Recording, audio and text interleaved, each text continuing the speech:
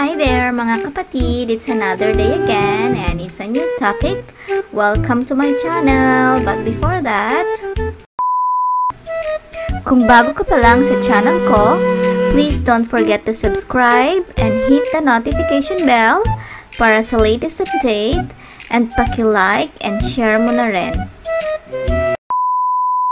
Hi there mga kapatid, so for today, very important tong content natin na ito dahil si Attorney Trixie at saka si Attorney Marlon i-explain talaga nila at magpapaliwanag talaga sila regarding dun sa sinasabi ng mga kongresista na kumukontra dun sa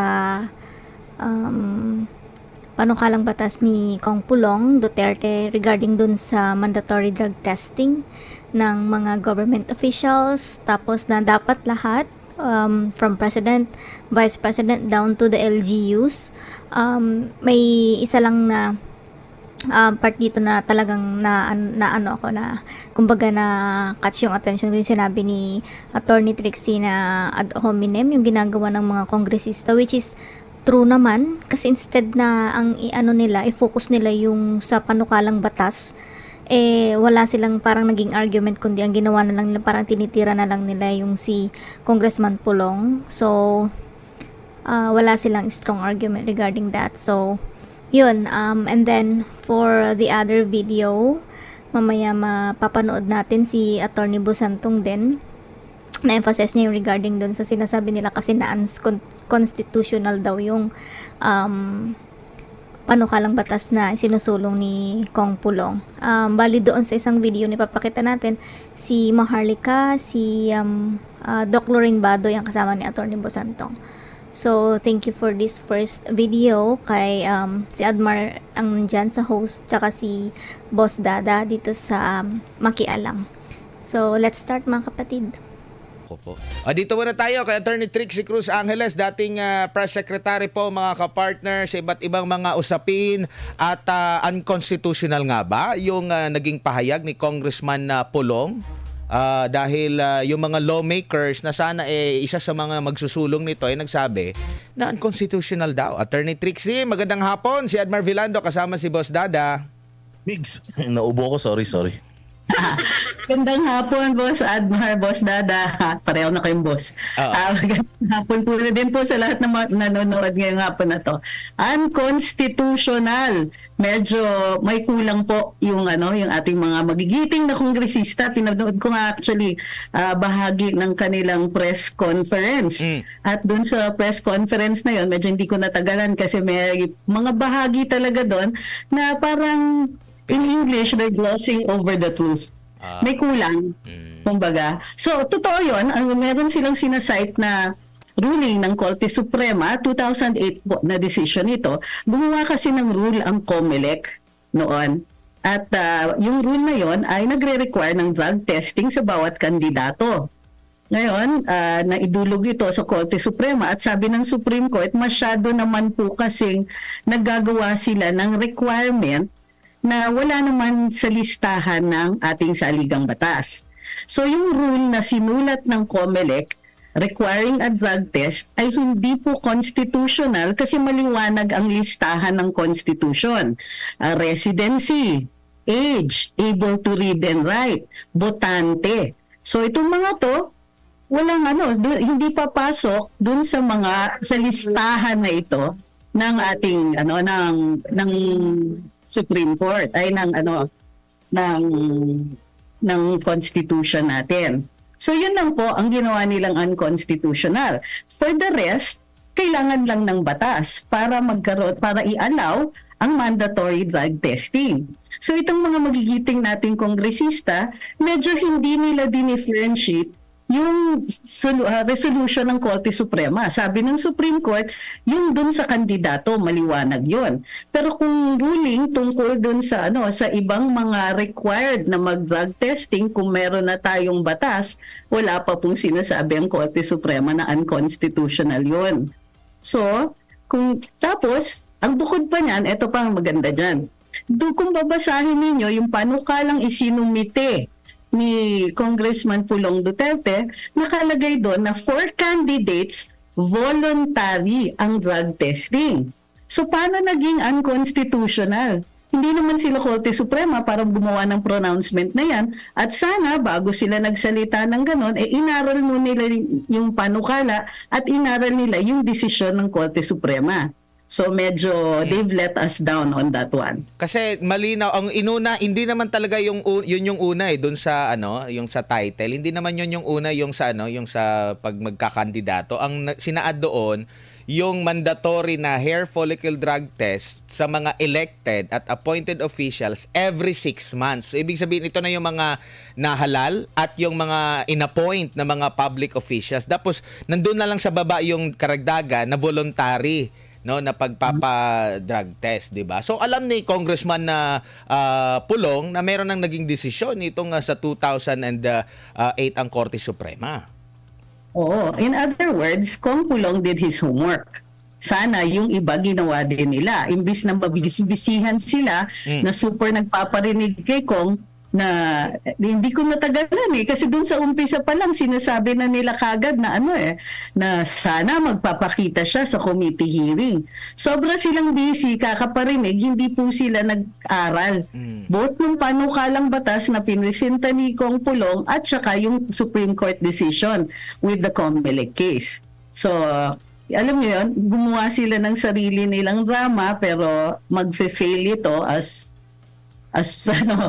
their comms plan, kumbaga. Pero wala silang din malinaw na pagpapahayag ng suporta kasi sino ba namang Pilipino na hindi papayag na yung kanilang leader ay sasailalim sa isang drug test para matiyak na may sound mind ito habang nagdedesisyon. Kasi nga, 'di ba basic sa pamilya nga, pag merong addict diyan, talagang pasakit sa ulo 'yan ng isang pamilya kahit nga magkaroon ka ng kapitbahay na addict. Talagang perwisyo yan sa isang komunidad. How much more kung ang leader mo bangag at gumagamit ng illegal na droga. Pero wala tayong narinig mula sa kanila na merong pagsuporta kasi napakaganda ng panukala na yan na for the purpose na wala tayong addict na leader. Actually, kung babasihin mo dun sa kanilang press conference, may sarcasm na uy, maganda yan. May mga ganun pa sila. Maganda yan. Yung maigi yan na magpa-drug testing tayo sa lahat. Pero sana magpapakita daw si Kong Pulong dun sa committee hearings at hindi magpapadala ng ibang tao para umupo dun at i-explain yung kanyang panukalang batas. May mga ganun sila Tapos parang, by the way i-clarify lang natin, hindi po kami tutol dito. Suportado namin ito. Pero sana dadating si Kong Pulong sa committee hearing. At sana good faith, wala daw iniisip na specific person na tatamaan itong panukalang batas na ito. So ang nakakaano dyan, so wala naman sinasabi, wala naman nakalagay dun sa parang sinasabi din nila na totoo yung mga issue kasi may kumbaga ang kanilang iniisip may pinatatargetan itong panukala na ito, so ibig sabihin totoo yung kasi ayaw nila na magkaroon ng personalan. So medyo medyo no matter how they disguise it, ginamit nila yung pagkakataon na paringgan si Kong Pulong. Meron pang daplis pa yata kay dating Pangulong Duterte sa pagkakaintindi ko. Mahirap kasi tagalan yung press conference. At halata that it was called specifically for this purpose. Yun lang halos ang diniscuss So, pero ang ko nga is, wala silang panalo dito So, if this were PR wars, kumbaga communications warfare ito, hindi nila pwedeng tanggihan. Hindi nila pwedeng sabihin na, we can't do this, we can't do that. Hinihirit sila ng unconstitutional, pero kulang na kulang. Alam nila na ang unconstitutionality ay gawin siyang requirement para maging kandidato. Yun lang ang sinasabi ng Korte Suprema. For the rest, sinabi nga pwede ang mandatory drug testing pagdating sa schools. So, may ibang mga government offices that are already requiring it. Halimbawa sa Davao, si Mayor Sara Duterte noon, nag-impose siya ng drug testing, random and mandatory drug testing sa mga empleyado ng City Hall. Gayon din, finalo up pa yan ni Mayor Baste. Kaya nga, they made a big deal na kesyo may mga nag-positive or whatever, forgetting na ang nagpapahuli nga dun sa mga yon ay yung mga mayor mismo at surnamed Duterte, yung mga mayor na yon. So, pagka kunwari, di pumasok ito, let's say umattend at andyan na, how can they say no sa ganitong klaseng batas, ano? So, malalaman din natin kapag dinelay nila ito, kapag may nag-question sa mga committee hearings at sabihin na, paano kung ganito, paano kung ganyan. Pag pinatagal ito, let's say sa technical working group, pag pinatagal yan dun sa second reading, pag pinatagal yan sa plenaryo, alam na. Kumbaga, there's no way they can win this one. Pagka sila po nag-foot dragging ang Kongreso dito, alam na mayroon silang kinatatakutan. Merong matatamaan ng batas na ito if it gets passed. Boss Dada. Ayun, ang Banateros, Ma'am Trixie, Attorney Trixie, meron pong panawagan na magpa-drug test. Lahat. Pati si VP, hinahamon na namin at ang mga Duterte. Para patas. Sa tingin ninyo, okay po ba yung panawagan na ito? Oo, kasi yun ang konsepto ng leadership. Magpo-propose kayo ng batas, susuporta ka sa batas, pero hindi ka pwedeng exempt. Di ba? Yun nga yung, kumbaga, nakikita natin yung mga reasons, one of the reasons kung bakit nagagalit ang ibang mga tao dun sa mga pahayag, sa mga sinabi ni Cathy Binag, ay nagmumukha kasing may isang barkada na ang feeling nila, exempt sila sa batas. Illegal ang droga, pero nagdodroga. May mga acts of violence pa na nasasabing ganun. Pero walang hulihan. Meron silang mga incidents na abusado sila sa sarili nilang staff. Pero walang nangyayari. Ano yun? Special sila? Iba yung batas nila? Iba yung constitution? Kaya tunay na leadership, yung ikaw mismo mauuna. Magpapasailalim ka sa batas. Magpapasailalim ka sa saligang batas. So, maganda yan. Kaya talagang join ako sa hamon ninyo. From everybody, president down to the to the civil service, kahit yung mga empleyado, magsumite to a drug test. Pero syempre, uunahin natin yung liderato. Kasi how dare we, di ba? Ang kapal naman natin, i-require natin doon sa mga mabababa ang rangko, sa rank and file, sa plantilla, sa civil service. Tapos yung mga leaders hindi gagawa, exempt o may excuses. So, this is what leadership is about. Tama po kayo. Manawagan tayo na ang highest leadership, mauna po sila. Pero meron din silang isang sinabi doon sa kahapon na press con nila, ilahatin na, pati daw mga vloggers. Medyo natawa ako doon kasi, kung halimbawa mag-positive ang isang vlogger, so anong magiging indikasyon naman? Maganda naman yung panawagan nila. So hindi ko rin naiintindihan kung alam nila what happens next hindi kasi siguro silang yung iba din mga nag-press conference, mga abogado yan, but I don't know kung humawak sila ng mga kaso na ganito o aware sila what happens next. Ang mandatory drug testing, pag nag-positive ka, hindi necessarily ibig sabihin yun nag-droga ka. Okay, there are defenses pa that are still available. Pero clearly, dun sa pagdidiscuss nila, may kinatatakutan sila. So, kumbaga, mayroong automatic ang nag-kick in sa kanila ay fear. Fear na the moment may mag-positive dyan, tapos na ang career nila. Totoo, para dun sa mga katulad nila. Pero, dun sa mga rank and file, meron pa rin tinatawag na due process. Korte Suprema ang nagsasabi din yan, na after the drug testing, you will be subjected to due process. So, iimbestigahan ka. Ikaw ba ay gumagamit? Ano pa ang ibang ebidensya to support this? Administratively, pwede yung grounds for your dismissal. Pero criminally, hindi pa po pwede. So, yung mga ganon na mga nuances, parang hindi nila dinidiscuss because umpisang-umpisa pa lang, the very idea of a drug test, kinatatakutan nila. So, medyo defensive mechanism yung sabihin nila, itong mga to nananawagan ng drug test, dapat kayo din. Parang ganon eh. Kasi ganon po yung nagiging mga back and forth sa social media. Kunwari may ilabas na criticism tungkol, let's say, sa highest leadership, kay Presidente mismo, kay Presidente BBM, may criticism sa kanila. Pag hindi nila ma-atake yung facts, sasabihin nila, ikaw nga ganito eh. Minsan talagang super kababawan na lang, ikaw nga pangit ka eh. Ang maabot sa ganon nakababaw yung diskusyon. That's what happens pagka hindi sanay sa criticism ng gobyerno ang mga tao. Hindi nila napag-aralan na bahagi ng demokrasya yung pag-criticize at pag-call out natin pag napapariwara yung ating mga kawani ng gobyerno. So hindi ako worried sa mga ganyan kasi nga there's still a lot that happens afterwards. Pero unang-una, patunayan nila kung ano yung public interest sa pagko-call out ng drug testing for vloggers. Lalong-lalo na kung yung mga vloggers ay nasa private sector. Although willing ako, sige. Pero patunayan nila kumbaga, mauna sila, and sige, we will follow. Kasi tayo, civilians tayo, and there is no public interest dun sa pagda-drug test natin. Gumagawa silang desisyon na nakakaapekto ng mga ordinaryong mamamayan and the highest leadership nakakaapekto ng higit sa 100 milyong Pilipino.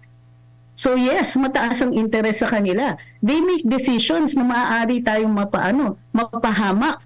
So kailangan alam natin kung anong ginagawa nila. Bukod niyan, mataas ang standard natin sa kanilang behavior. Hindi naman pwede na yung mga kawani ng gobyerno ay lumalabag sa batas.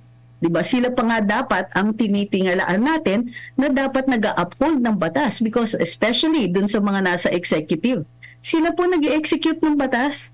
So we need to expect that they will do so fairly and they will do that only kung sila mismo hindi involved. Tsaka itong panukala ni Congressman Pulong, inline din siguro ito sa bloodless war on drugs ng administrasyon, di ba? Oo nga. Sorry. Wala nang blood yan. Kasi sa yan lang po yung tawa ko. sorry.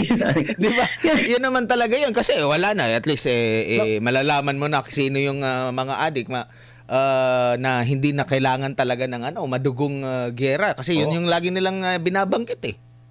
Hindi, tsaka bloodless na talaga to kasi sa buhok na lang eh. So, hindi ka nakukuha na. Correct. Hindi, tama naman yung bloodless kasi kasi ako mahaba yung buhok so mga ilang taon mo yung makikita. Yung record niyan mas mahaba kasi ganun pala yun. Oo, pero 'di ba attorney, meron na ring mga sa sektor natin na inuobliga ang mga ordinaryong mga manggagawa na i-drug test. Tapos yung exempted, yung mga namumuno, yung pinakakapitan natin sa eroplano ng Pilipinas, exempted sila. Tapos yung mga pasahero, okay lang? Sila exempted? Pagkaintindi ko nga, kung driver ka ng public utility, kailangan mo magpa-drug test. Oo, sa pag-ano. Di ba? Ganun ka. So, ordinary citizens, subject sila kasi mayroong public interest involved. So, nagda-drive ka, therefore, your vehicle might be used to damage people. Kailangan yung good mental health at saka of course physical health ng tao na behind the wheel. So merong public interest. Ang point ko is, kung vloggers, ano yung public interest involved? Sila lang. Interest nila kasi natatamaan sila minsan. Kaya nga, so binabaling nila sa amin. Sa atin, sa mga mga nagpapahayag. Ano ba ang consequence kapag nagpapahayag ka tapos you fail a drug test? Ano yung public interest? What is the public safety and welfare na pinoprotektahan mo by asking for drug tests from vloggers? Actually, madam, pati si PRRD nga gusto nila mag-subject to drug test. Sabi ko nga, si PRRD, Diyos mio, hindi naman na siya public official. Correct. At saka, hindi rin siya nag-drive. So ano pa? Driver ba siya ng public utility? Hindi na po siya namamasada. So dati kasi di ba nag-drive siya ng taxi para aware siya sa mga pangyayari dun sa kanya. Attorney, kumbaga, yung clamor ba ng taong bayan ay hindi pwedeng isantabi ng mga nasa gobyerno, pati na yung mga mambabatas. Kasi ito yung mga matagal na nating naririnig yung issue ng di umano'y paggamit ng illegal na droga even before. Kung gusto nilang i-trace pa, isa sa mga maingay din na nagsasabi nito si Percy Lapid, yung pinaslang na Percy Lapid. Nagsa-surface ngayon yung mga videos niya na nagki-criticize dahil paggamit daw ng white powdery substance. Si Senator Nicky Cositeng. Ito ang pinaka-recent ngayon si Cathy Binag. Tapos yung video na lumabas na authenticate pa ni Maharlika 2 beses. Pinaka-recent yung sa US na authenticate with the document at handa ring magdepensa. So kumbaga, sapat na itong mga na ito. Tsaka meron pa yung hindi pabago-bagong mga polisiya. So magko-question ka talaga. So lehitimo itong panawagan ngayon ng taong bayan hinggil dito sa pagpapadrug test. And remember, di ba, kung i-equate natin ang drug use to a serious illness, kasi health consideration yan Health concern ang addiction. And in fact, is equated with a serious illness. Kasi ang addiction, hindi ko mo tumigil ka, ibig sabihin you're cured. Because an addiction can be forever. Parang alcoholism. You're always going to be an alcoholic. You're always going to be an addict. Tinuturuan ka lang kung paano mo i-manage yung mga desires na to and overcome it. Because it's already there. It's in your brain. So ang tanong dito is, how will it affect the decisions of somebody in high office? And in fact, the highest office. So dun sa ating saligang batas, in case of serious illness, kailangan mag-report ang gabinete sa taong bayan. Ngayon, walang mechanism. Hindi yan subject to hindi required ang impeachment in cases of that. So ang tingin ko dyan is this might go to the courts. Pagka hindi sila nakinig, hindi transparent ang gabinete, we may have grounds to take it to the Supreme Court. Ano yung mechanism? Kasi silent din sa ligang batas kung paano ma-enforce yung transparency requirement dito pagdating sa clamor ng taong bayan with regard to disclosure of the public health, of the health of the highest leader in the land. So para sa akin, the president should make a political decision. Political ito nananawagan ng taong bayan, he ignores it at his own risk, di ba? Kasi ikaw presidente ka, but you're also a political figure. You're also the head of your party. You're also trying to get people to vote for your people. Meron kang mga gusto na meron kang mga kumbaga, you lead people, you lead your party, you transact with other parties. So you're a political animal. Your decision on whether or not dito gagawa ka ng na magpapadrug test ka is for your political survival. Whether we subject it dun sa sa Korte Suprema para may compulsion, para sa akin secondary yan. The president, if he wants to be a true leader and if he wants to maintain his standing as kumbaga supposedly one of the most influential politicians in the country, kailangan he has to deal squarely with this issue. Magpa-drug test na siya. And how can he ignore it when there's so many people who are willing to take it? Kasi 'di ba karapatan nating malaman talaga yung estado, pero ito yung kaibahan ni PRRD kasi napaka-vocal niya, to the point na kung ano yung mga sakit niya, yung iniinda niya, pinapaliwanag talaga niya, 'di ba? Kaya nga kinuha ni Marcos Jr. yung sagot niya dong tinanong siya na gumagamit ba siya, ang sabi niya fentanyl, which is open naman talaga si PRRD ukol doon. Ang tanong para sa kanya, hindi naman kay PRRD. Deflection yan So that's why nga kahit itong mga kongresista natin, hindi ba deflection yung ginagawa nila? Parang pinalalabas nila na wala naman daw silang objection pagdating dun sa panukalang batas ni Kong Pulong, pero sana magpapakita siya. Sana ganito. Ano yun? Ad hominem. Ina-attack nila yung tao na gumawa ng panukalang batas. Nagpaparinig sila. Parang pinalalabas nila na parating absent itong si Kong, parating dito parating itong no show. Inaano nila. But does that say anything about dun sa bill? Wala. Deflection nga, yung taong ina-attack ad hominem, which is the weakest argument. In fact, it's not even logical. Sabi nga dito ni Lani Coronel, kahit kami OFW, dumaan kami sa drug test.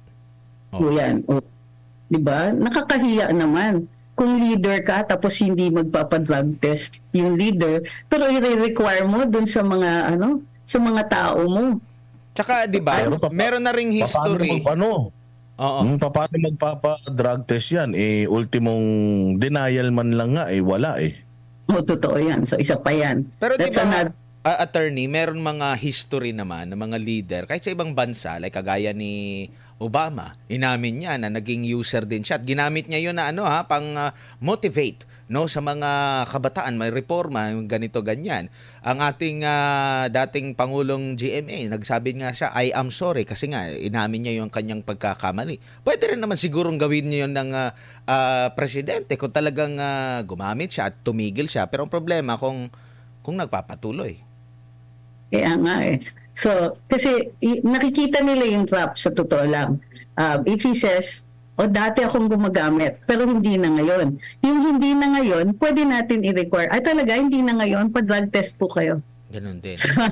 Wala siyang kawala dito eh. That's why yung option nila, yung pinaka-strategy lang na pwede nilang gawin is to keep quiet. Ang problema, may transparency requirement nga ang ating saligang batas. Also, kahit tayo, ordinaryong mamamayan, makikita mo. Kung yung leader, iwas ng iwas, pero iba yung standard para sa ordinaryong mamamayan, hindi ba mariresent mo yun? Hindi ba masasama ang loob mo? Marami na ngang kwento tungkol dun sa pagka-elitista nila eh. Marami na, lalo na with Cathy Binag, yung ine-explain niya, yung kinikwento niya. Kulang na lang talaga, i-drawing niya yung buong lifestyle nitong mga to eh. Yung elitism, yung sobrang yaman nila, yung lack of accountability para sa actions nila, yung feeling nila na above the law, yung and even yung mga shenanigans nila, the way they act when they're together. Parang ang picture malinaw. They feel they're above the law. They feel na iba ang rules pagdating sa kanila. Ang feeling nila is parang royalty ba? May rules para dun sa sa ating mga hampas lupa, iba yung rules para sa kanila. So if they continue doing this, ini-ignore nila yung mga panawagan na ganito, one way or another pagbabayaran nila to eh. Pero 'di ba, attorney, kung gusto talaga nila nalabanan yung kritiko nila, di ba mas mabisa ito kung naniniwala silang mali yung mga kritisismo at mga paninira lang yan? Di ba mas madali na, halimbawa, magpa-take ako ng drug test, ganito, ganyan, televised, talagang yung pagkuha ng specimen hanggang pagpunta doon sa equipment, paglabas ng ilalabas, yan, mga sinungaling talaga yung mga kritiko. Di ba mas mabisa yun na sandata laban doon sa mga kritiko, pero bakit hindi nila ginagamit itong ganitong pamamaraan? Yan yung tanong din. Kasi ang feeling ko dito is, the only logical conclusion to that is talagang meron silang iniiwasan. So, kung anong iniiwasan yan, we are not clear, no? Pero, people will think the worst. Ganun talaga. Uulitin mo, babalik at babalik yun dun sa dati. Kaming mga ordinaryong mamamayan, kaliwat kanan, nire-require tayo ng kung ano-ano. Tama. Bakit ang presidente, di ba? Uy, makisama ka naman. Ikaw ang Pangulo. Ikaw po yung pinaka mataas na opisyal, hindi ka exempt. Kailangan ipakita niya na he is one of us. Kaso nga ito yung sakit nila. Hindi nila feeling na kasama nila tayo. It's always been elitism. Ano yung sinabi ni VP Inday? We have always been outsiders. Outsiders kami noon sa gabinete. Outsider siya. Nung siya na lang yung naiwan dun sa gabinete. Iba talaga sila. Kumbaga, and this is the opportunity. Ito, may binibigay na sa kanila, ito bukas na bukas, isang pagkakataon na ipakita nila na hindi siya elitista, itong Pangulo natin. Na hindi niya feeling na exempt siya. Pero they're not taking it. And so, wala tayong choice. We will really think the worst. Ang sabi naman dito ng netizen, baka nagda-drug test na, inaantay lang na mag-negative para bago sila mag-drug test na public. Nagda-drug kailan ba yung araw ng kagitingan? Kailan ba nangyari yun? Oo. So masyadong malapit, di ba? Kung iniintay nila yung drying out period, kaya nga hair follicle kasi mahaba yung record. So, ilang buwan yan. Di ko alam kung ano yung rate of growth na because it could vary between individuals, no? Pero there is a way to determine based on an average rate of growth kung kailan yung use na yon. Kaya hair follicle po ginagamit because it's a longer period. Yung ordinary na drug test usually test you for a 24-hour period, 24 to 48-hour period. So, mahirap. Kaya talagang maganda itong panukala ni Kong Pulong kasi it will require or talagang nasa batas na ang presidente at mga gabinete at kung sino pa man ay talagang mandatory kailangan mag-undergo dito or Every 6 mag-submit months. dito. Mauuso yata yung maikling buhok eh. Oo nga, panalo si Boss Dada nito. Oo, buti lang. Fingernails po, pwede din Pwede po rin. yan ha. Tsaka hindi lang naman buhok sa ulo, marami mga buhok ang katawan sa kilikili. Pwede rin siguro yun yan, di ba? Actually, So, there you go mga kapatid, napanood na natin yung matalinong pagpapaliwanag ni Attorney Trixie Cruz Angeles. So, let's watch the other video. So, tunghayan natin ito mga kapatid. Cannot join us today, but in his stead, kasama natin si Attorney Bosantog, who is a lawyer and also is with the Indigenous Peoples' Rights Advocacy Center. And also kasama din natin si Ms. Maharlika, social media activist and whistleblower. So, good morning, Attorney, and Maharlika, you can greet. Yes, naimbag nagsapat tayo amin, karakaroon na kita kakaiyan tayo ito in Northern Luzon, Benguet, Mountain Province, and the rest of the Cordilleras, Tita Aurora, Quirino, Cagayan, Ilocos, no? Ilocos region, kunadang amiyan ng Luzon. Naimbag nga agsapat tayo amin, ada kita kakadwa tayo, no? Dita Southern and then Western Philippines na kakadwat di indigenous nations may buntag sa atong tanan. Naimbag nga agsapat tayo amin. Maharlika, would you like to greet muna, Maharlika? Yes. Magandang umaga. Una sa lahat sa inyong dalawa, Doc Lorraine at Attorney Marlon. Magandang umaga sa lahat ng mga nakikinig sa Pilipinas nating mahal at mga nanonood. At syempre, sasabayan ko na si Attorney Marlon. Sa akon mga kasimanwa, nga mga Ilonggo, nga mga gwapa-gwapa, maayong aga sa inyong atanan, kag maayong buntag sa mga Bisaya diha. Thank you so much for having me again. Okay, so let's jump right in, Maharlika and Attorney Bosantog, mga kababayan. Recently kasi, Maharlika, Attorney Bosantog, si Representative Pulong Duterte filed a bill, no? Can I just read the bill?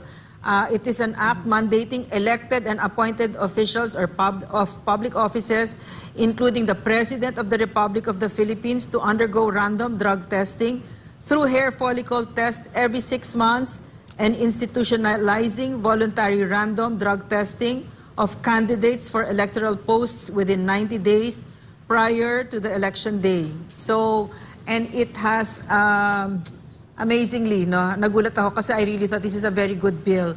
May mga nag-react dito. And one of those who reacted was the young guns of Congress. Yeah. I'm sorry. Young guns. Sorry, I didn't know. So, can I read to you, no, yung response ng young guns na ito? I'm sorry, I can't find it, no, but the members of the Young Guns, no, included House Deputy Majority Leader Margarita Nograles, Taguig 2nd District Ampario Zamora, One Rider Party List Representative Rog Gutierrez, and Davao Oriental 2nd District Representative Chino Almario. And yung response nila, what did they say nga in their response? They said, instead of, I would rather read it, Okay, so, ang response nila, they said, sorry, Attorney, can you just, first, could you just, basically what they said is, it is unconstitutional, the bill is unconstitutional, and also they said, why don't, sinabi nila kay Pulong Duterte in their official statement, which I will read in a while when I find it, is bakit hindi ka na lang mag-attend ng puro ka absent? Yun yung sagot. So, Attorney. Unang-una, yung bill po is hindi siya unconstitutional. Sabihin natin sa mga young guns, no? Let's load your guns bago tayo magsalita in public, no? Ang unconstitutional po is creating another layer of requirement for a candidate. So, ibig sabihin, may constitutional requirement tayo na ito yung mga dapat in possession of a candidate, like for example, age, able to read and write. And the Supreme Court said that they cannot expand this particular list of requirement, but requiring a sitting public official and then yung mga appointed officials to undergo drug test is not unconstitutional. In fact, it is required, that all civil servants has to undergo mandatory random drug test, including lahat ng members ng AFP at saka PNP has to undergo mandatory drug test every year. So, kung ang mga simpleng mga janitor, mga simpleng traffic enforcers natin, mga patrol natin, patrolman natin, yung mga pupunta sa bundok na mga sundalo lumalaban sa mga terorista are required to undergo random drug test. Bakit natin i-exempt yung mga dapat sana namumuno at nagpapakita na ang lahat ng ating work area ng government should be free from drugs. That's the reason why nagkaroon tayo ng nalagay sa Comprehensive Drugs Act of 2002 or 9165 na mandatory yung random drug test sa mga public agencies. Bakit? Ayaw nila. Bakit ayaw ng Congress na magpa-drug test? Bakit ayaw niya yan? Okay, Maharlika. Maharlika, what do you think? Well, sabi nga ng mga young goons, I think yun ang tama. Napalitan na nila yung kanilang pangalan.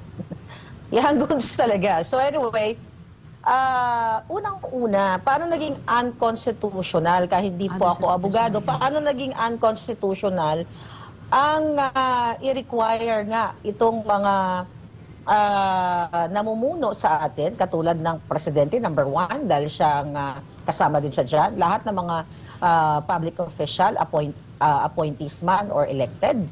So hindi ba ang ang fight natin is magiging drug-free country tayo? So paano naging unconstitutional yan? And the fact na yung mga kababayan, yung sinasabi nitong grupong ito, na alam naman natin na ito ay mga bata ni Romualdez, na ang tinatarget daw dito si Marcos Jr. Kung hindi siya nagda-drugs, mga kababayan, bakit naman siya masasabing tinatarget kung malinis siya, napakadali lang magkaroon ng mag-undergo dito sa test na ito o sa hair follicle test na ito. So definitely, malinaw pa po sa sikat ng araw sa ating mga kababayan, the reason why ganito sila magtanggol, nakikinabang at talagang sila ay mga, nakikinabang at nabubusog ng Speaker of the House. Madali lang ang solusyon.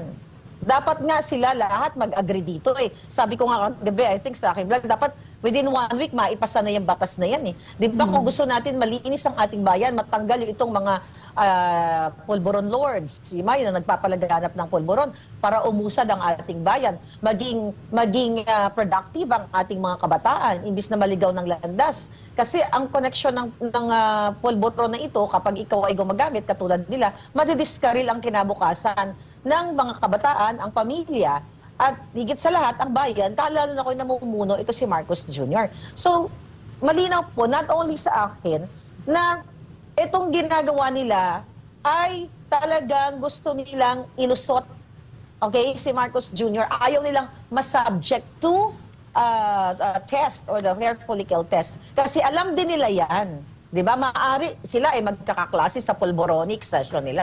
So they all know na si Marcos Jr. ay isang bangag. Kasi mga kababayan, ito na nga po yung 3 pages na hawak ko dito, okay, na authenticated na yung video na siya ay sumisinghot.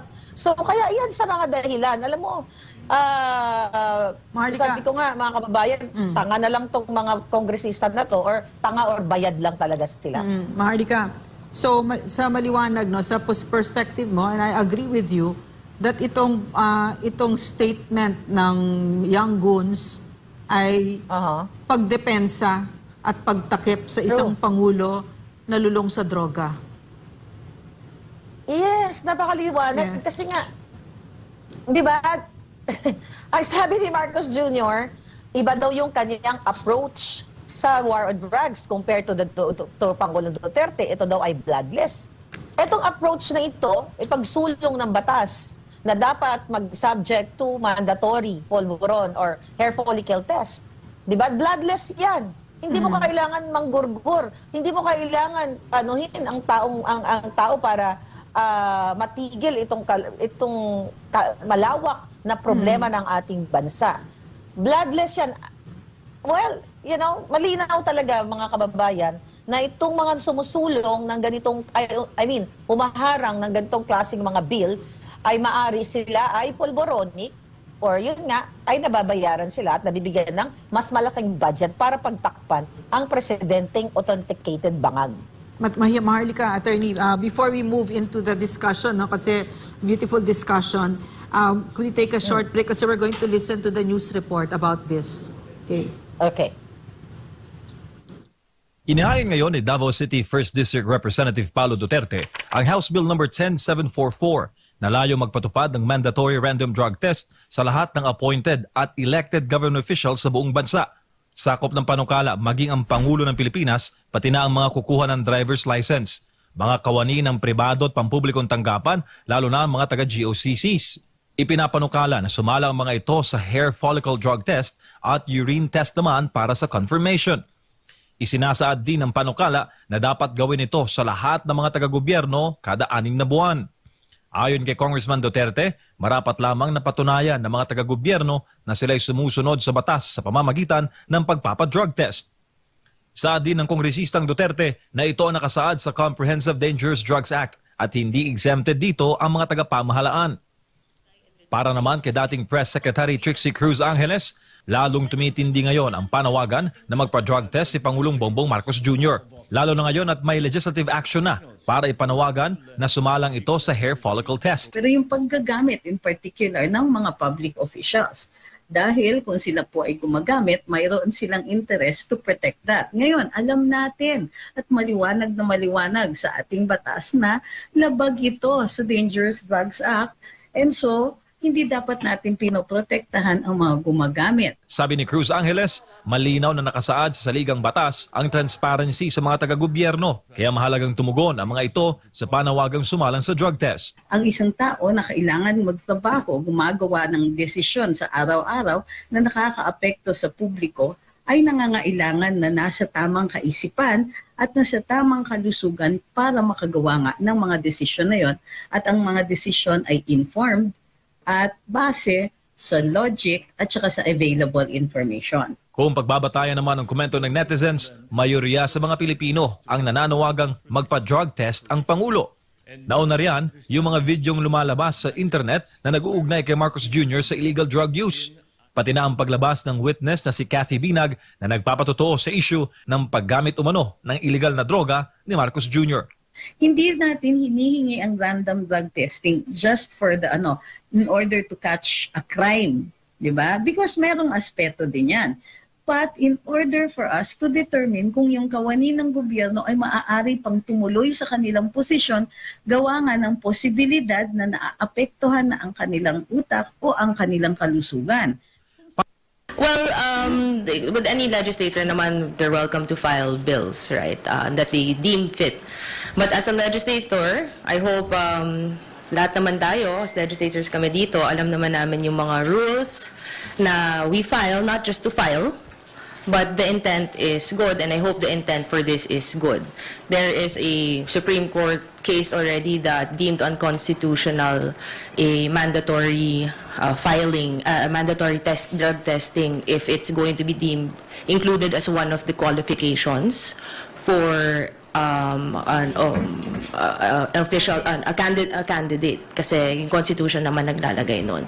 But sana po, madepensahan niya to, and maganda po yung intent niya, and to defend this, you have to be able to attend the committee hearing and not pass it on to someone else. So, if this is his bill, we respect it. It will go through the process.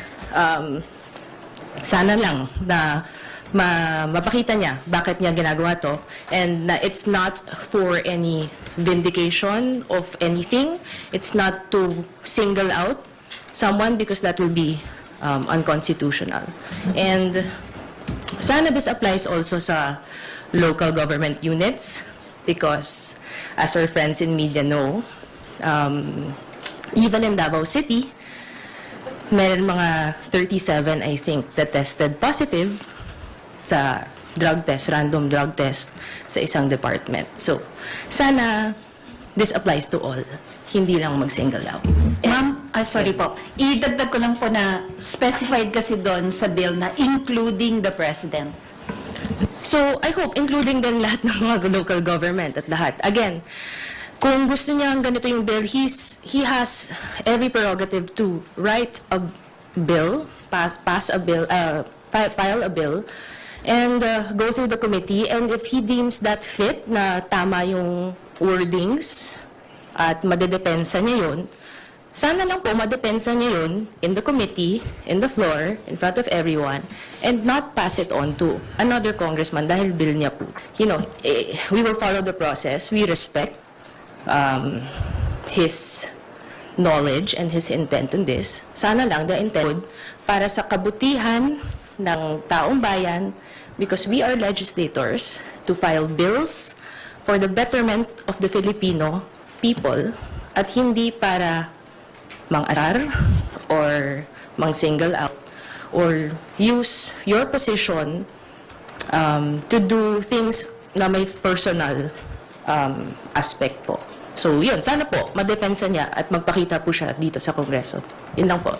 Regarding the rights to violate, siguro po we won't be able to say right away kung ano po talaga ito. We'd like to really thresh this out in the committee, pero what stands for us, at least sa amin po with the background yung sa batas, what really comes to mind when you talk about drug tests and candidates is it was struck down as unconstitutional sa Supreme Court. As much as the intention may be good and as much as we would like to have this kind of measure to ensure that our public servants are of tip-top shape and of sound mind, ang maintain po talaga ng Supreme Court ay bawal po ito. Okay, attorney. Yes, dami-daming sinasabi, no? Number one, they failed to discuss the merits of the bill as to why it should be discussed, whether in the plenary or in the committee. Number two, huwag niyong gamitin ang Constitution to forward your own agenda. Isa lang naman ang in-struck down ng Constitution, ng Supreme Court natin doon sa expansion ng qualification ng candidates. And that is, when the Supreme Court, when the Constitution laid down the qualification of candidates, you cannot expand it by adding a drug test. But you know what? Students are covered by random drug test. Before you enter government service, magsasubmit ka. Could you, the first part, itagalog mo, ano yung sinabi mo yung i-expand lang yung qualifications ng pagkakandidato? Kasi ang qualifications kasi ng candidates ay nasa loob mismo ng Constitution. At may dahilan ang Constitution kung bakit limited lang yan. Halimbawa, mag-enforce ka ng qualification na dapat nakapagtapos ka ng 4 na taon na pag-aaral. No? You cannot do that because you are singling out people who could be possible leaders of our country na wala namang formal education. No? So we cannot have property or education as a form of disqualification. So, ang binigyan na qualification ng Constitution sa mga government officials, medyo maliit lang. Yung sa residency requirement nila, able to read and write, mga ganyan lang, no? So, you cannot add to that qualification kasi mayroon ng limitation imposed by the Constitution. Pero, the Constitution does not say that pag na-elect ka na, bawal ka ng random drug test. Okay? The Constitution does not state that sitting congressmen and governor and the president and the vice president are exempted from the conduct of random drug test. In fact, it was the Congress, ang Congress natin mismo ang nagsasabi na lahat ng papasok sa gobyerno ay kailangan magkaroon or mag-submit ng drug test. Yan ay requirement ng civil service. Lahat ng mga military at police dapat yearly kayo magpa-drug test. Lahat ng mag-apply ng baril dapat mag-apply kayo ng drug test. Even students are subject of drug test. Ngayon, the leaders of the land, the president, the vice president, the Congress, and the Senate are exempted. No? Government appointees na holding that government appointees are exempted. No? Bakit kayo? So I think that what really is striking here is that you are creating a special privilege of public servants na sila mismo ang dapat magkaroon ng drug test. It does not need na may batas na ganyan. Kung alam mo na meron kang moral compass, you do it right there and then. No? Yung mga congressman na yan, no? Yes, no? yeah. It's very, very obvious na pinagtatanggol nila ang the president. Because they want to talk about the merits yung finale Duterte, ni Pulong Duterte. They could have talked about the merits, why and why not. Pero tingnan mo, sasabihin na mag-attend ka na lang, wag mong ipasa. What kind of justifications? Nag-press con ka pa. Attorney, wait. Sorry. So, kunyari, kandidato ka, nothing will also stop you from having a drug test. Kasi kunyari ako, tatakbo ako, no? Let's just say, it will never happen, pero just in case, no? Out of delikadesa, sasabihin ko, it's not required by the Constitution na mag-drug test ako, pero pwede akong mag-volunteer na sabihin ko, magpapa-drug test ako para sigurado kayo, pag binoto ninyo ako, hindi kayo bumoboto ng drug addict. Pwede yun. Pwede naman yan. Ang problema lang dyan, ma'am, is yung word na delikadesa. Yeah. Lahat ng tumatakbo may delikadesa. Tingnan mo yung mga young guns natin, no? Yeah. Pinagtatanggol pa niyo. Alam mo, they all look very familiar. I know a lot of them there, ha? Sila Gutierrez, one of them, Pachino Almaria, Nograles, they were the ones who lined up to have the president, former president, raise their arms for their endorsement of their candidacy. No? It's just a side kwento. Like, Maharlika and attorney na nahanap ko na yung, hindi ito statement, pero news report siya, no?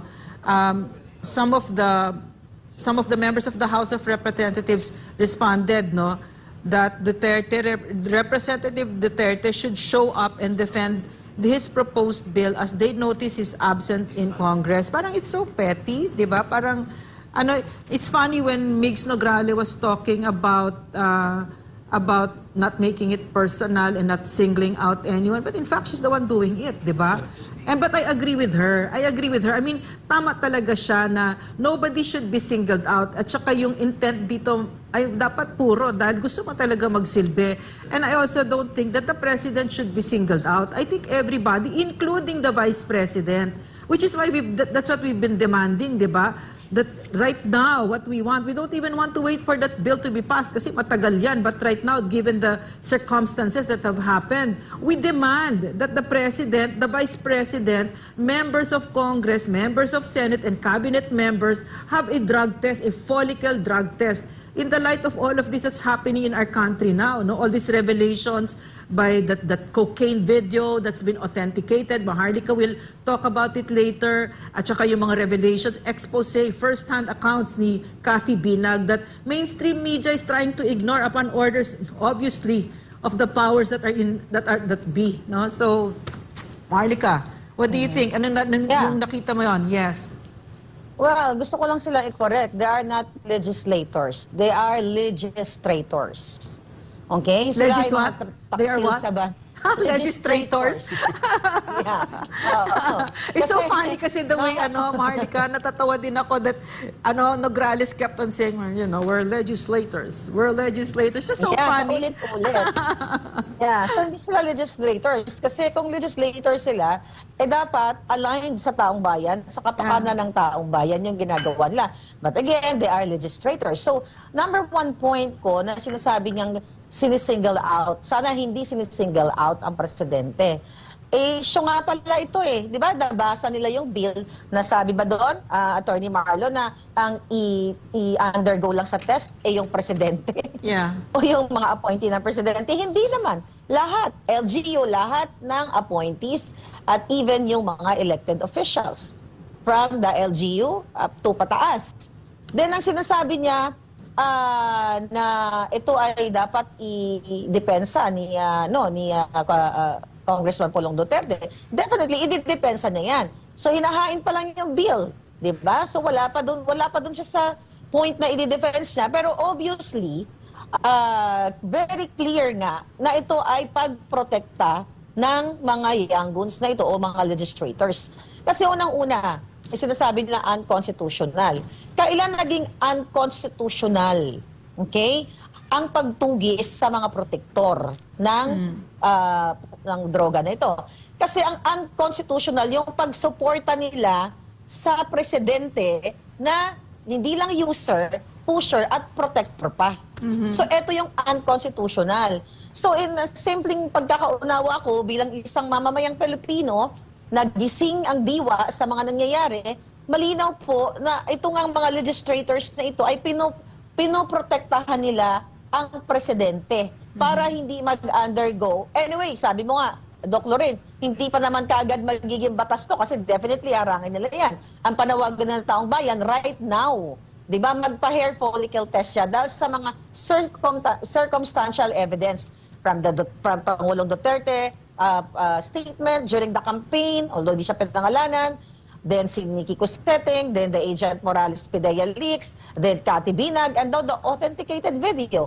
So obviously, itong mga legislators na ito, they're not there for the country. They are protectors. They are protectors of the lords, Pulburon lords, pusher, user. So walang sinisingle out dito mga young goons. Nakakahiya kayo sa inyong mga constituents at sa inyong pamilya kung may kahiyan kayo. So walang sinisingle out dito, lahat nga eh. Diba? So yun lang ang makomment ko sa mga sinasabi nila, Doc Lorraine and Attorney Marlon. Okay. Yes, and they keep saying that they are legislators, no? So probably as a challenge to them as legislators and lawyers at the same time, you have the responsibility to initiate impeachment proceedings. Do you think it is not a betrayal of the Constitution if you found the President guilty of being a drug user during the tenure of his office? Tingnan mo to. You have an authenticated video, direct evidence. You have testimonial evidence first-hand, first account from Cathy Binag. You have a presidential statement from former President Duterte. You have one from former Senator Nikki Cuseteng. You have the documents, no? Documentary evidence coming from Agent Morales. As a lawyer and as a legislator, you have sufficient evidence to initiate impeachment proceeding in order for the trust and confidence ng mga mamayan na bumalik sa gobyernong ito at malaman natin once and for all if we are being ruled by a person who is using cocaine, no, while in office. So yun yung challenge sa kanila, being legislators, trabaho nyo yan. Trabaho nila yan.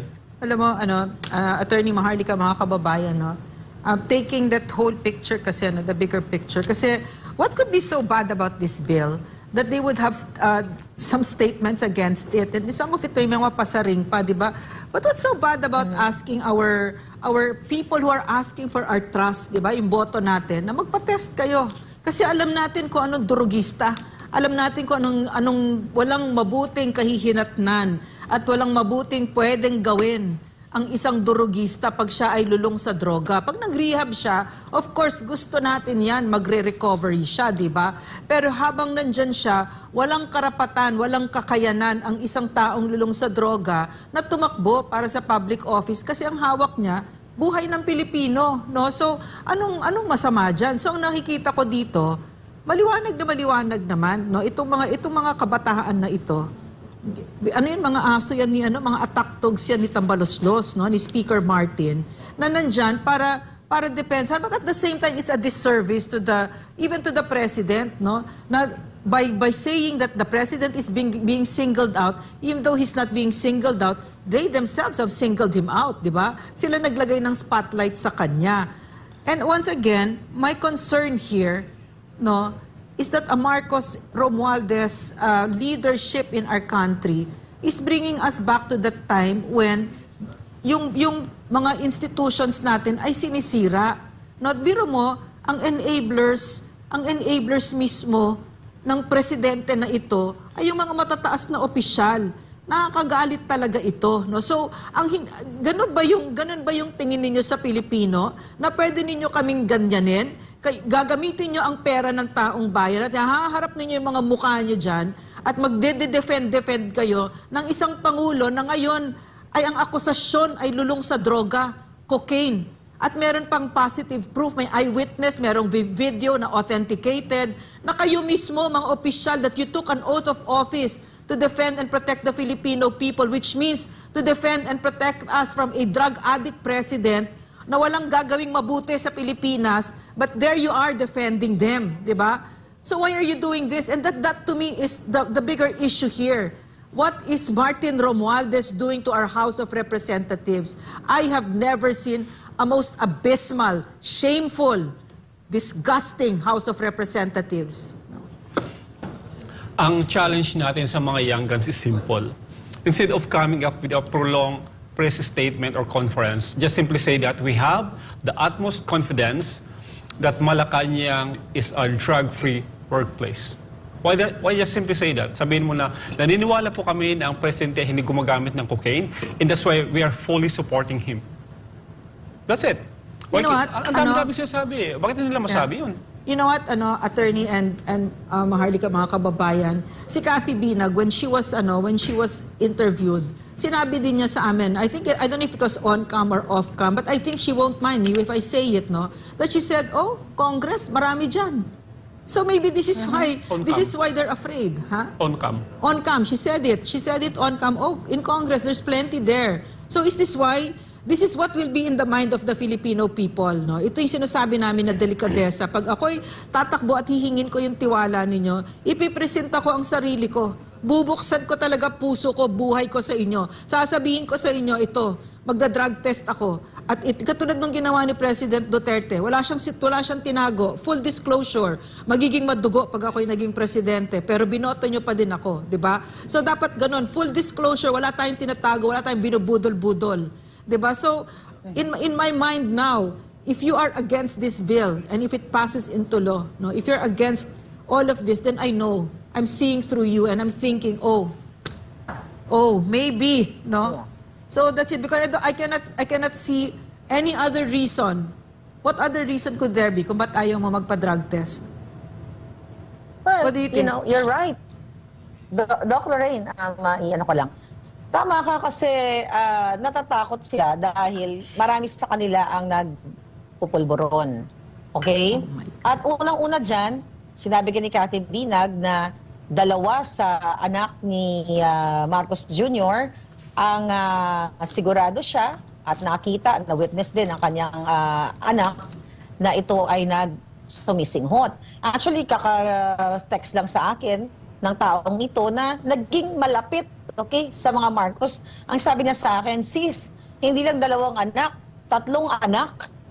So, when you say 3 anak, so tama na 3 lang naman yung anak nila na declared, right?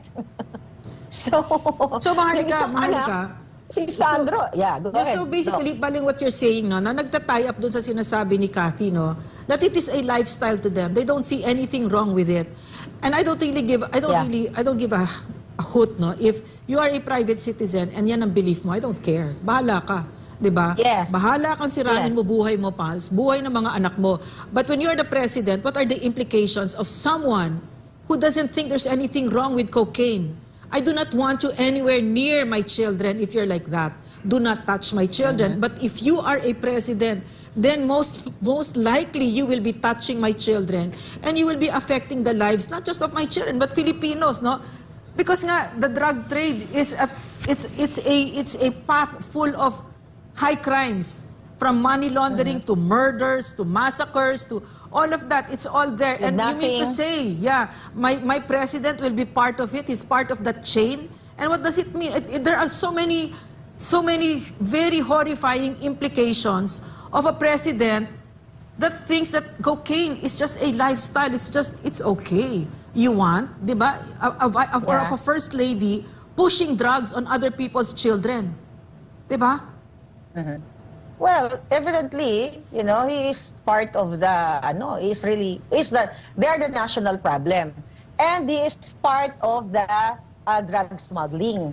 Kasi nga, recently, di ba, yung alitagtag na 1.8, siya nagbida-bidahan doon.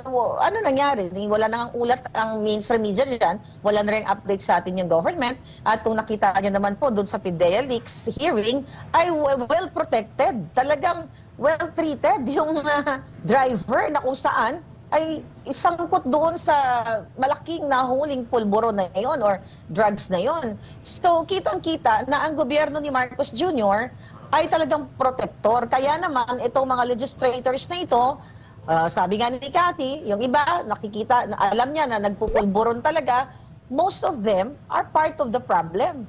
At talagang masakit sa ating mga kabataan na meron tayong ganitong gobyerno na imbes na protektahan ang mga Pilipino para sa laban dito sa mga illegal na pulburon, sila pa nga again ang protector at sila pa ang promotor o mastermind. Maharlika, may last lang ako na.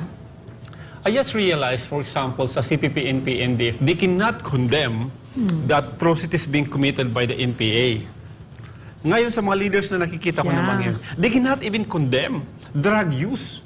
Dapat ang unang lumalabas sa bibig ng isang...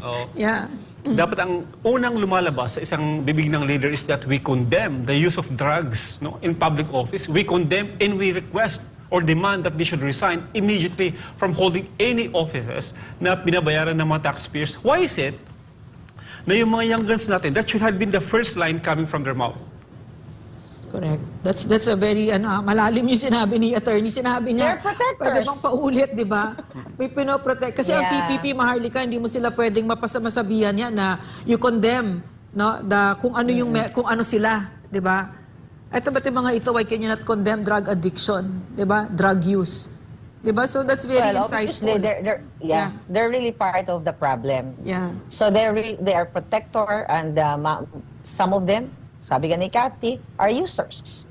So again and again, nasa karimlan ang sitwasyon ng Pilipinas. Yeah. That's why we have to eject all of them. Dapat nga arestuhin lahat yung mga yan eh. Yeah. Ngayon na. Correct. Alam mo, Maharlika, they're part of the problem. But we're also part of the problem if we don't do anything. If we lose our sense of outrage about this. Never lose yung galit ninyo at yung sense of outrage. Kasi ang ginagawa ng mga ito, tinatanggalan tayo ng dangal. So, I would like to segue doon sa yung sinasabi nila na sinisingle out ang president. Kahit tayo, hindi natin siya sinisingle out. Wala tayong sinasanto.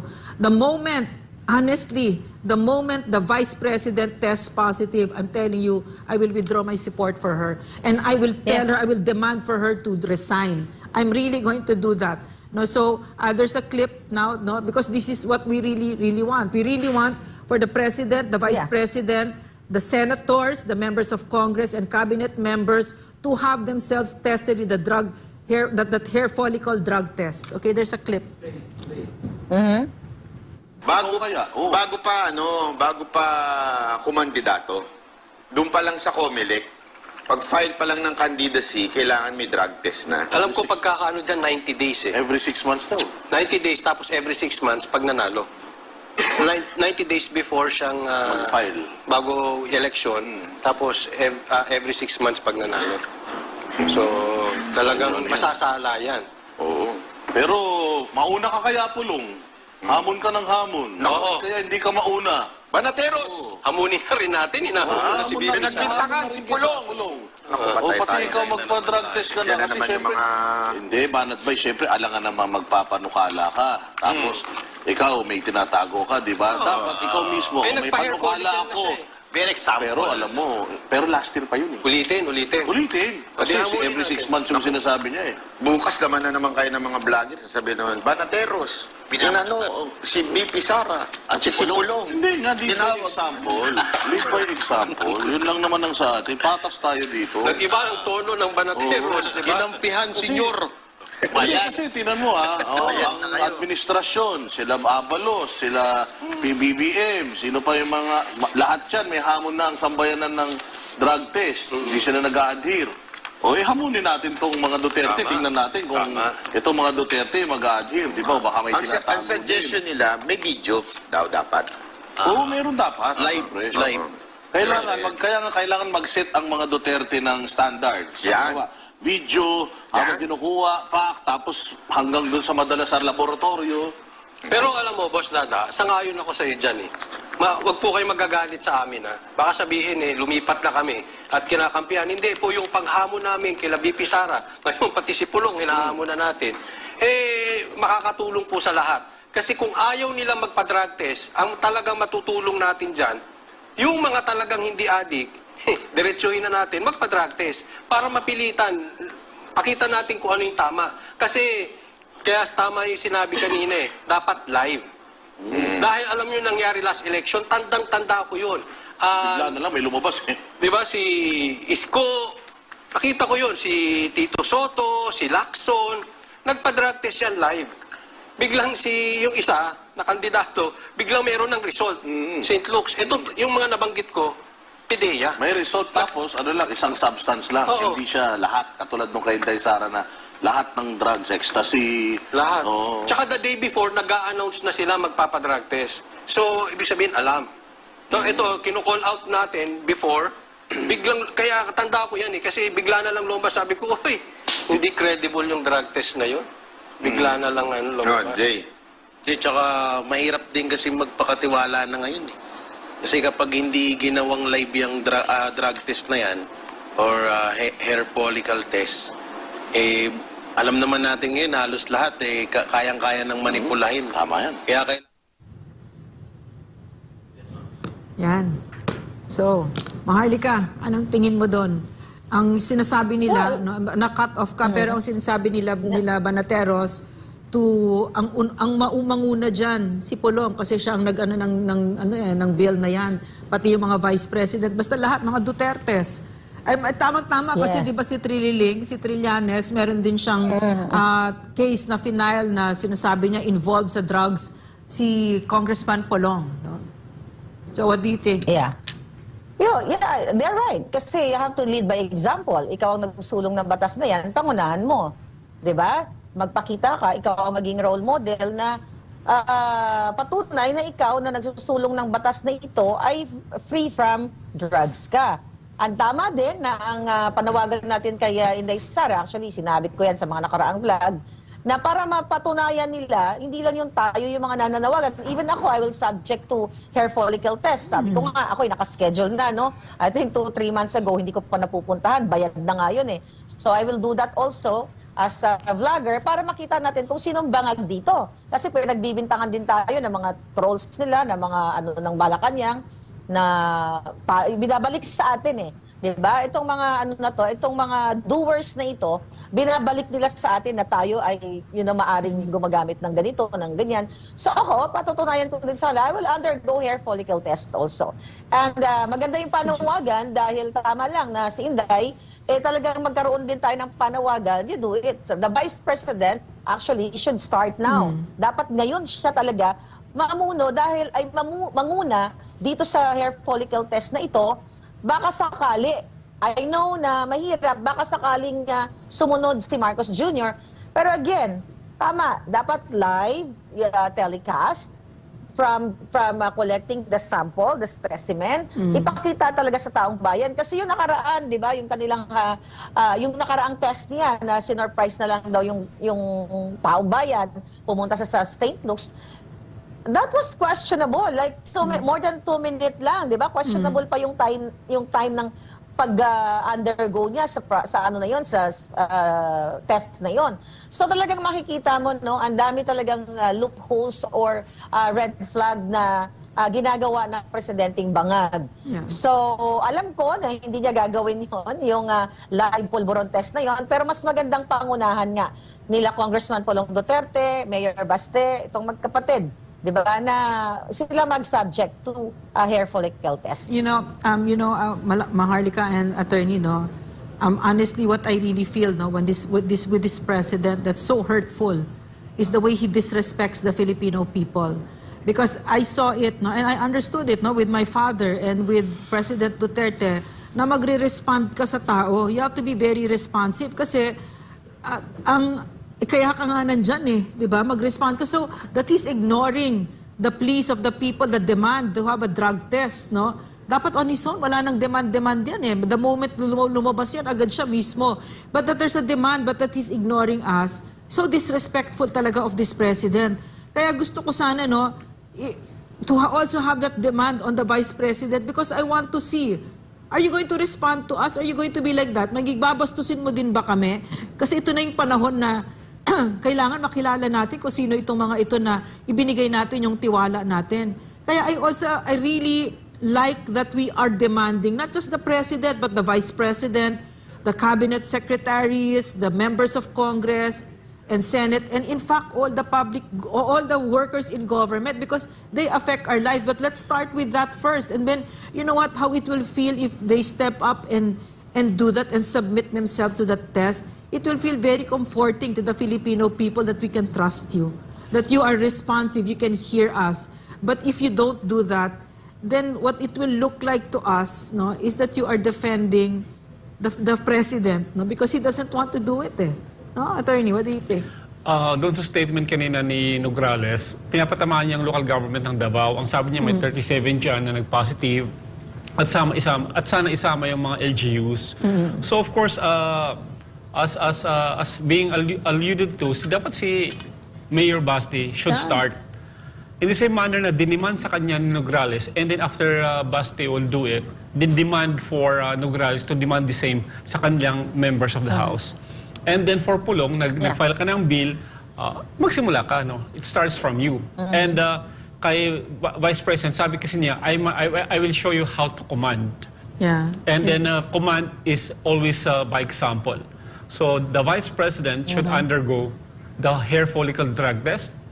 Si Congressman Pulong na nag-file ng bill to show that it's not coming from a poisonous tree or poison source. You should do that. And kay Basti, kasi hinahamon ka mismo ni Nograles, sinasabi na 37 sa mga employees mo nag-positive ng drug test. It shows that, sabi niya, dapat kasamang LGU ng Davao dyan. So you must show that the family, no, being alluded to is free from, kasi wala tayong karapatan magsalita. No, we don't have the right to support any of these people if they are using drugs. Also, even though I trust the Vice President, no, and I'm close to the Dutertes, those are still just words, eh. I mean, in the light of all these revelations na talamak pala talaga ang droga sa loob ng gobyerno mismo. Kaya pala hindi umaandar ang Pilipinas, no? Kasi the quality of your government will be the quality of your country, no?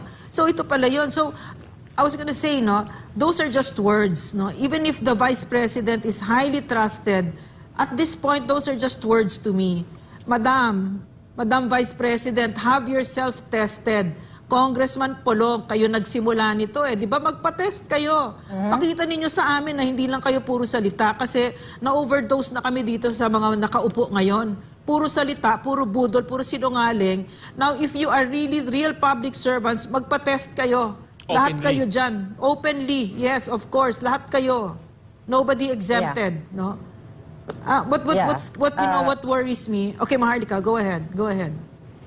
No, go ahead, Doc. Tapusin mo. No, what's really sickening to me, no? Sickening to me is looking at the faces of this congressmen, no, these legislators, and knowing that they are there to defend tambaloslos, no? They're sucking up, no, ng mga sip-sip. And you don't want that kind of, you don't want those kinds of leaders na sumisip-sip sa leader nila kung hindi yung mga nasa isip nila ay tungkol sa Pilipino. Otherwise, why would they take offense over something that's going to be good for the Filipino people? Agad-agad, no? Agad-agad ito mga ito. Depensa ka agad kung anong iniutos. Kasi hindi naman tanga Pilipino, eh. Hindi naman kami tanga. Alam naman namin kung ano nangyayari. And at this point, let me tell you, all the members of Congress, this is the lowest point of Congress ever. And if my father who was in Congress, he was the one, he's my standard, and it wasn't ever like that. Kakahiya kayo. Yeah. Well, I believe si Congressman Pulong Duterte ay nagpa-hair follicle test na daw, based doon sa that was a long time ago. Sa comment. Matagal yan, Maharlika, 2016 yan. Okay. Yeah. Okay, now we're demanding and nananawagan tayo na tama yung mga binanggit natin dito na simulan nila. And also yung mga young guns, sila yung mga young goons o yung mga nagmamalaki na legislators. And also ako as a vlogger, tayo, Dr. Ray, tayo attorney, dahil tayo ay naghihingi ng transparency lahat. Yung mga nagsalita kanina, I demand them also to undergo hair follicle test kasi I will do it. Okay? Yeah, kasi wala naman akong kinatatakutan. Lahat tayo, kung wala ka kasing alam mo na malinis ka, you will undergo. Napakabilis lang yan. Napakadali lang yan. So yung mga like vloggers and reporters like you guys or journalists na nagde-demand ng ganitong klaseng test, then Sabi ko nga, we have to lead by example. Let's do it. Call ako dyan. Gawin ko yan. But you know, Maharlika, let me make a distinction, ha? I don't mind, I'll do it. But let me make a distinction. Napakahalaga pag government official, pag public servant ka, dapat ikaw magpa-drug test na yan. Siyempre tayo, okay lang sa akin. Kahit na anong test idala nyo sa akin, lang tinatago, di ba? Pero more so them because hawak nila ang resources ng bayan, sila ang gumagawa ng mga desisyon, sila ang lahat. Apektado buhay natin at buhay ng mga anak natin at destiny ng ating bansa. No? So there you go mga kapatid, yan nabigyan na nila lahat yung opinion nila at na narinig na natin at may natutunan talaga tayo sa pag-explain nila, lalo na yung sinabi din ni Attorney Marlon regarding sa constitutional or sinasabi kasi nila na unconstitutional daw yan. At saka ako din agree dun sa panawagan nila na dapat umpisahan ng mga Dutertes yung pagpapa-hair follicle drug test. Malay ba natin, di ba? Sumunod din yung presidente na magpa-hair follicle, which is, I doubt it kung gagawin niya. But, well, pwede din naman kasi yan na yung downfall niya kung sakaling gagawin niya. But, anyway, we will just see and we will just wait. So, until next video again mga kapatid, thank you. So, that's the end. Thank you for watching. Please don't forget to subscribe, News ko po RD. Please like and share and don't forget to hit the notification bell. Thank you.